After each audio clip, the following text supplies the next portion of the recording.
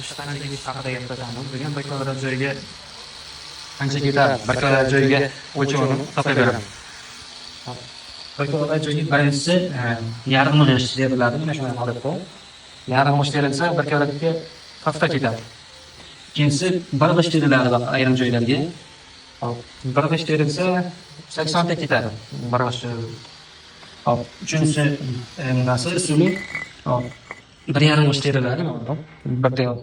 Mana shunda, mana shular 1,5 g'isht berilgan. Mana shu holatiga hop 120 ta ketadi.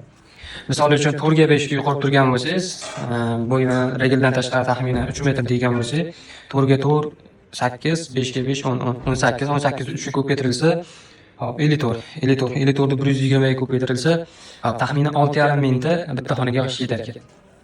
Shunaqa ma'lumotlar foydali bo'lsa, qiziq bo'lsa, obuna bo'lib qo'yinglar kanalimga.